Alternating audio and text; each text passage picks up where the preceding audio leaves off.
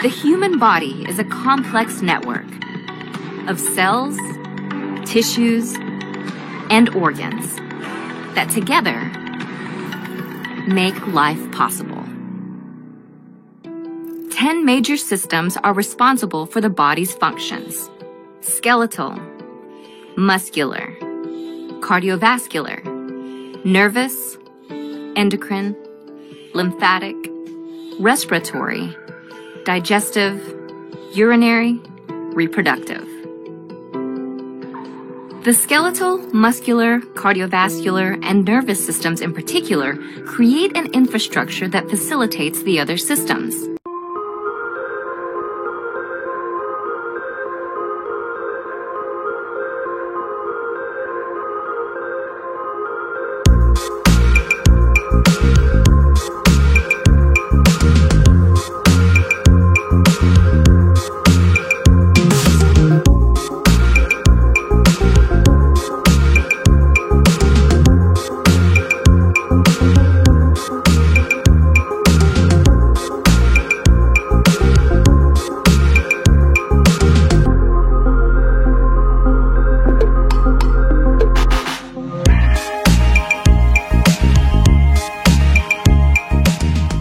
Proses pernapasan dimulai dari proses menarik napas atau inspirasi sampai proses mengeluarkan napas atau ekspirasi.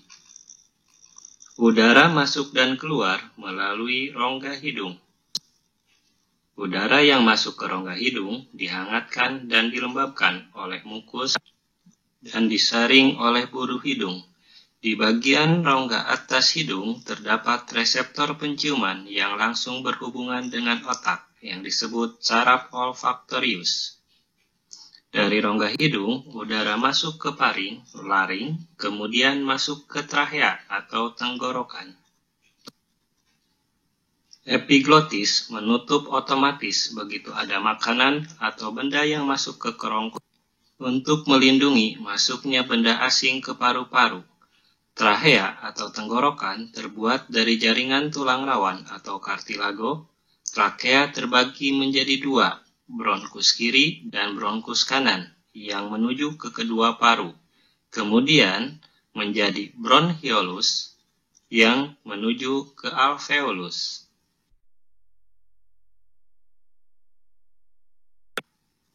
Unit fungsional paru disebut alveolus. Di sini terjadi pertukaran gas. Oksigen dari proses inspirasi masuk ke alveolus melalui kapiler paru dan karbon dioksida dikeluarkan melalui proses ekspirasi.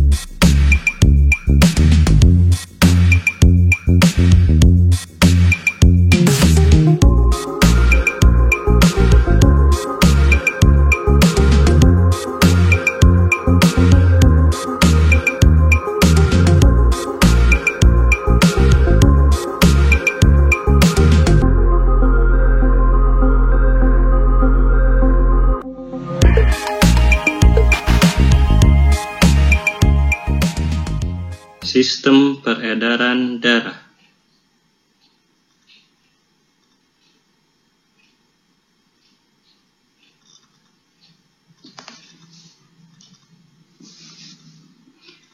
Jantung berada di rongga dada, di antara kedua paru menjolok ke sebelah kiri. Jantung manusia sebesar kepalan tangan orangnya.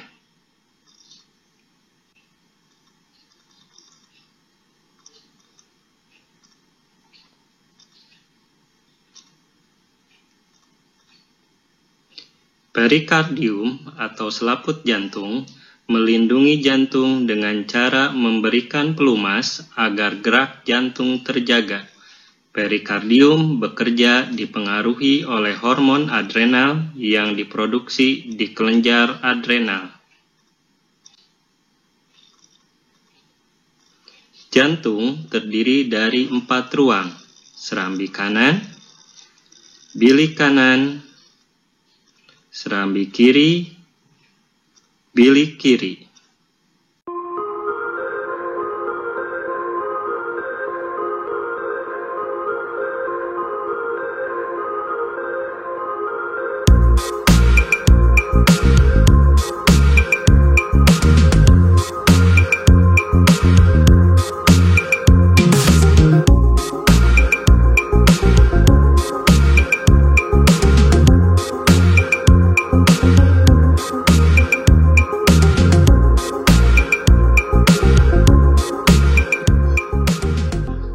Darah yang berisi karbon dioksida masuk ke jantung melalui pembuluh darah vena cava superior dan inferior.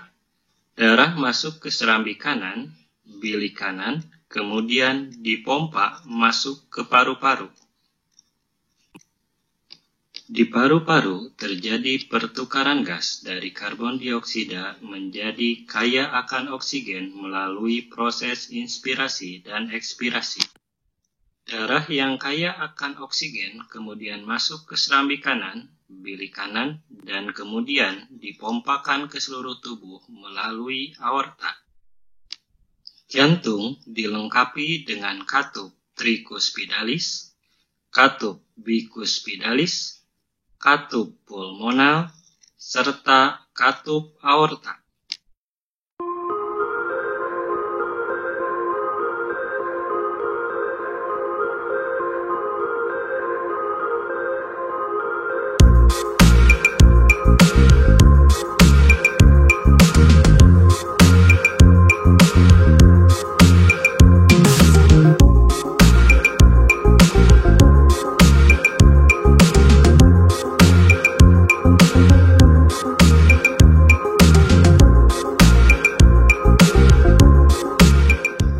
Fungsi dari katup jantung adalah untuk menjaga agar darah tetap berada dalam satu arah dan menjaga darah agar tidak kembali ke ruang sebelumnya.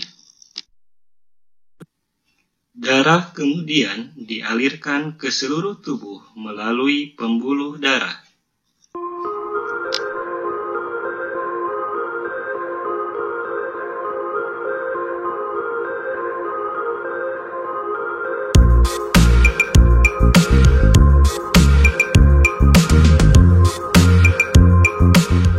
Pembuluh darah yang dari jantung kaya akan oksigen disebut arteri. Pembuluh darah yang menuju jantung disebut vena, membawa darah berisi karbon dioksida.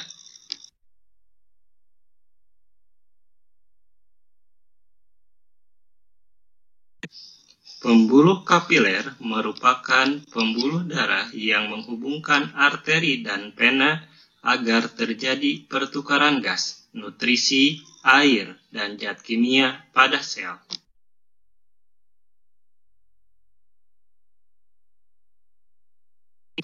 Arteri membawa darah dari jantung ke seluruh organ dengan tekanan tinggi agar dapat mencapai seluruh bagian sel.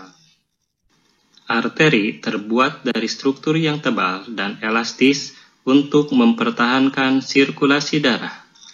Vena membawa darah dari organ kembali ke jantung.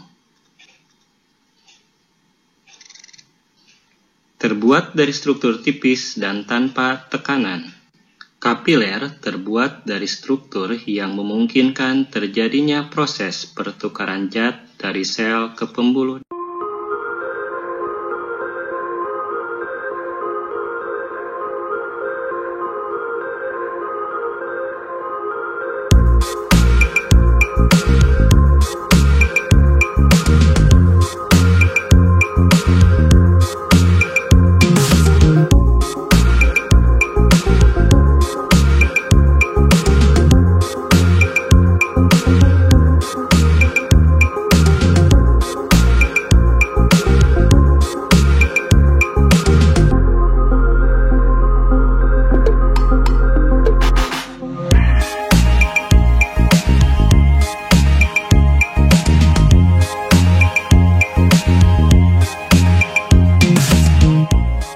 Proses pencernaan makanan. Makanan dari zat padat dihancurkan secara mekanik di mulut, dibantu oleh air liur yang dihasilkan oleh kelenjar ludah. Makanan diaduk oleh lidah, kemudian didorong ke belakang melalui usofagus. Begitu makanan melewati pangkalan lidah, secara otomatis ada refleks menelan. Ini menyebabkan tertutupnya secara otomatis saluran yang menuju ke saluran pernapasan oleh epiglotis. Makanan yang sudah dihancurkan di mulut atau bolus masuk ke usofagus dan didorong masuk ke lambung melalui proses peristaltik. Bolus masuk ke lambung bagian atas bercampur dengan asam lambung atau HCl.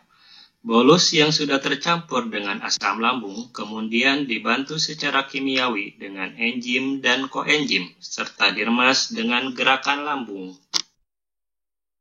Di lambung bagian bawah, bolus sudah bercampur menjadi zat makanan atau cime.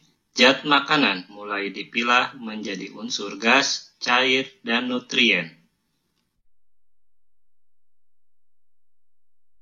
Dari lambung bagian bawah, kemudian unsur-unsur makanan masuk ke usus kecil.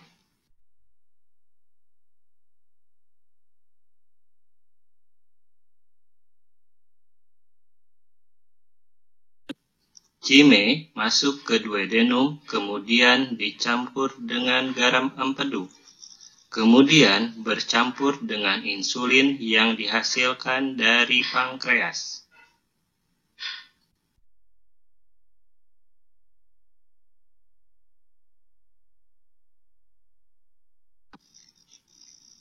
Di sini, protein diubah menjadi asam amino, karbohidrat menjadi glukose, dan lemak menjadi gliserol dan asam lemak. Zat makanan atau nutrien diserap di usus kecil melalui jonjot usus, kemudian masuk ke sirkulasi pembuluh darah dan diedarkan ke seluruh tubuh.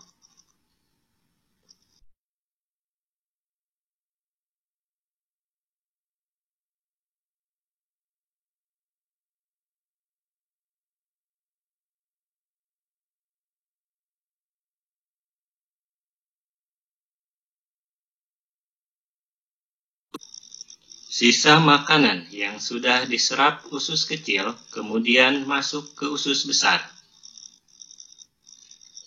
Di usus besar, makanan kembali diperas, diambil zat yang masih digunakan untuk kembali diserap, dan ampasnya terus didorong keluar melalui proses peristaltik usus sampai ke anus, dan menjadi feses.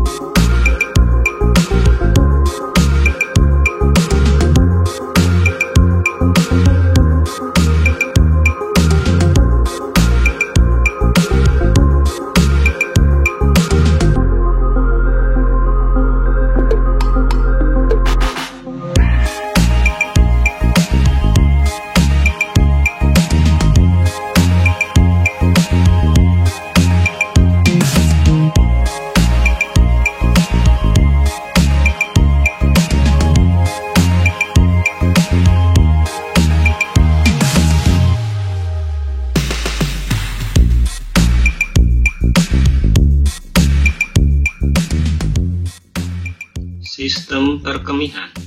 Ginjal merupakan organ utama dalam sistem perkemihan.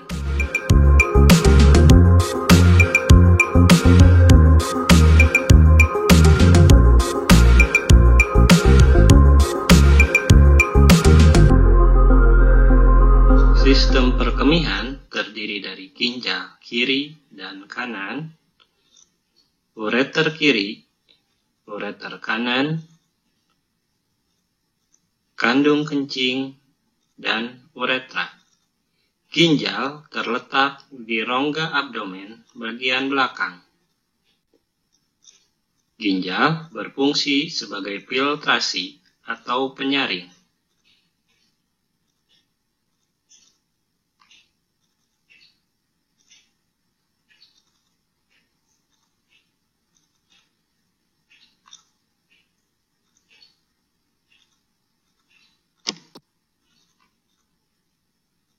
Unit fungsional ginjal yang berfungsi untuk proses penyaringan disebut nefron. Zat sampah hasil dari filtrasi darah di ginjal berbentuk urin atau urea. Urin yang terkumpul disalurkan ke ureter, kemudian ke kandung kencing. Urin yang telah terkumpul di kandung kencing kemudian dikeluarkan melalui uretra.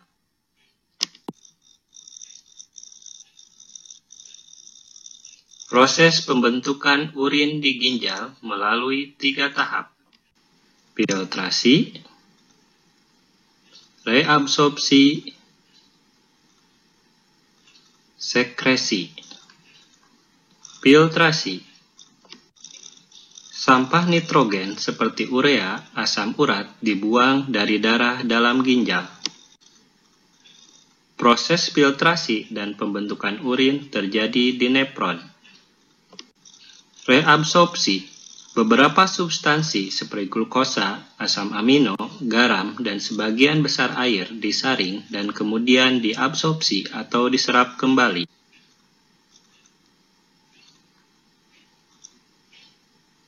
Banyaknya air yang diserap tergantung dari banyaknya cairan dan zat sampah yang terlarut.